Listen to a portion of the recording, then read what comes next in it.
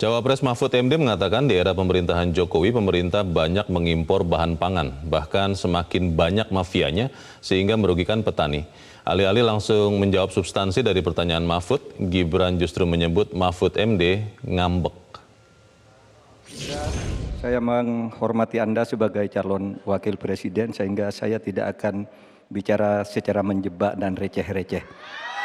Saudara, pada tanggal 17 Februari 2019 dalam sebuah debat calon presiden, itu Pak Prabowo mengatakan bahwa Pak Jokowi itu menyampaikan tidak akan mengimpor komoditas-komoditas pangan jika nanti terpilih presiden.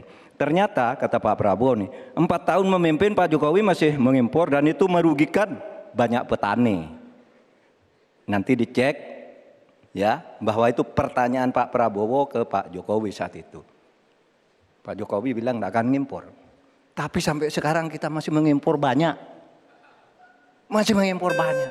Malah semakin banyak mafianya impor mengimpor bahan pangan itu. Nah itulah sebabnya apa usul Anda untuk menyelesaikan masalah 5 tahun lalu ini?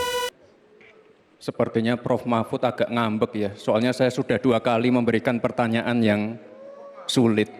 Carbon capture, greenflation, selalu dikomenin pertanyaan receh. Ya kalau receh ya dijawab Pak, itu loh, segampang itu. Oke, masalah pangan, masalah impor.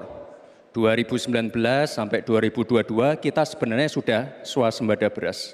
2023 ada impor karena El Nino Pak. Dan ini terjadi di sebagian besar di belahan dunia Pak.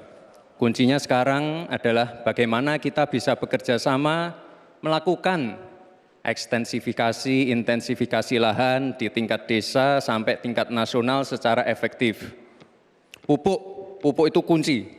Makanya kemarin ada pabrik pupuk di Fak-Fak. Ini kunci untuk meningkatkan produktivitas. Lalu mekanisasi. Ini kalau tidak ada mekanisasi, produktivitasnya tidak akan meningkat.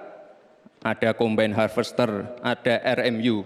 Ini wajib untuk meningkatkan produktivitas sekaligus mengurangi food loss atau food waste.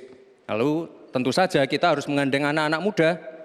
Misalnya di Jabar sudah ada program petani milenial. Ya kita juga harus mengedepankan smart farming. Kita pakai IoT untuk mengecek kesuburan tanah, pH tanah, keasaman tanah. Penting sekali itu Pak. Lalu kita pakai drone untuk menyemprotkan pestisida. Jadi memang yang namanya food estate, lahan pertanian itu adalah program jangka panjang Pak. Jadi tidak bisa dijudge sekali panen, 2 kali panen, 3 kali panen.